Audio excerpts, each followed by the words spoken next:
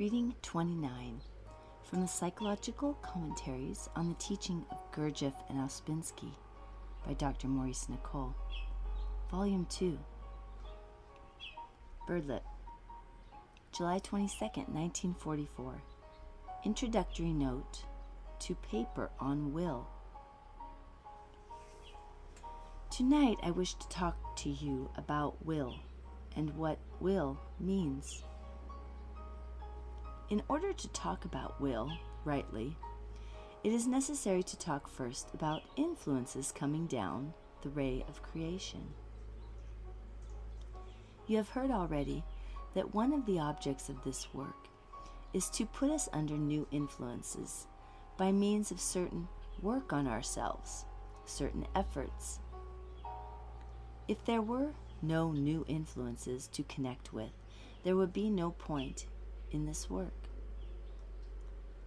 As you know, the ray of creation shows different influences which come down from the top of the ray. Let us study these influences for a moment. I have often given people the task of drawing these influences in the form of a diagram. As you know, the will of the Absolute does not reach the earth. The will of the Absolute, in passing down the ray of creation, reaches us indirectly through an increasing number of mechanical laws or forces, which is one reason why it is said in the Lord's Prayer, "May thy will be done on earth." This means simply that the Word of God is not done on earth. However, the object of all real esotericism is to connect man with the will of God and to break him from his own self-will. If one does this work from a good spirit, if one tries to work on oneself as regards non-identifying, non-internal considering, etc., if one tries to remember oneself in the sense of the work, knowing from its diagrams that there is something higher that one can touch, then it is possible to speak of what will means.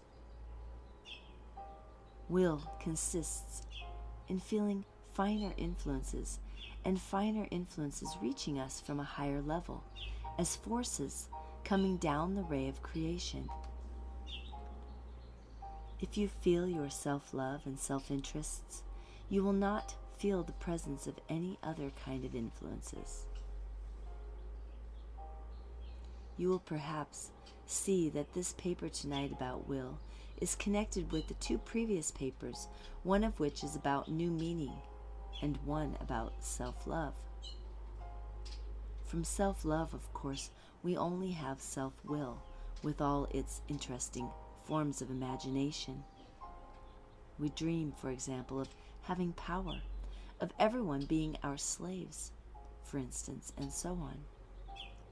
This kind of cruelty cannot possibly give any relationship to higher influences coming down the ray of creation.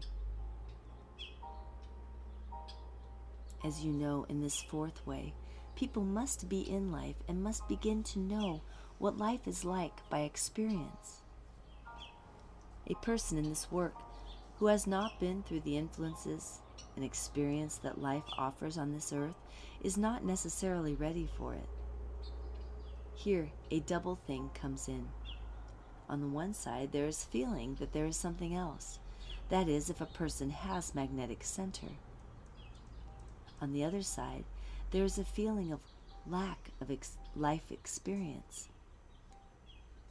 That is why it is so difficult in this work to see whether a person should be more in life or more in the work.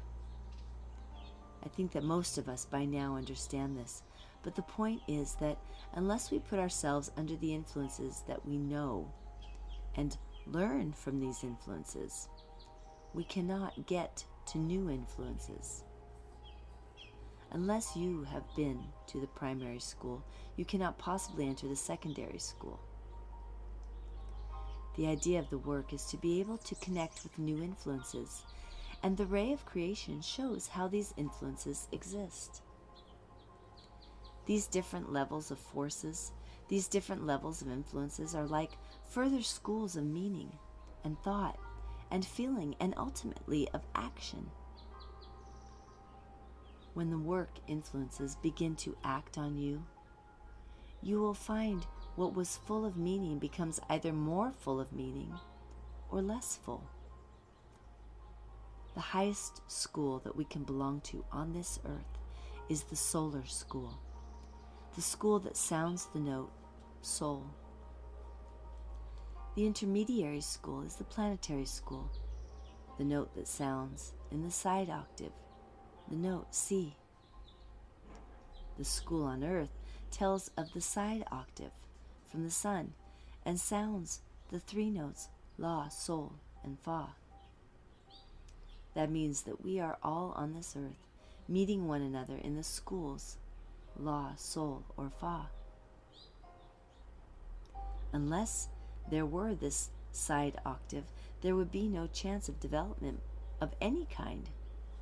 By development, we all imagine something that is quite impossible, quite contrary to what development means. Look at what the work teaches about negative emotions, non-identifying, and false personality. Going against these influences means rising in the ray of creation. All esotericism teaches that in order to go up, you have to go down, and no one understands what this means. To get more, you must go down, and to get less, you go in the same way as you always go. Your being transmits your life. If you have nothing that at present satisfies you completely, it is because of the state of your being, and you will never get what you want as long as your being is tuned in to that wavelength. You have to change yourself to get new influences, and changing yourself is always getting rid of yourself. If you want to have will, you must always have will about, as it were, what you are not from what you are. If you try to increase yourself as you are, you will only become worse than you are at present. The development of real will consists of feeling new influences.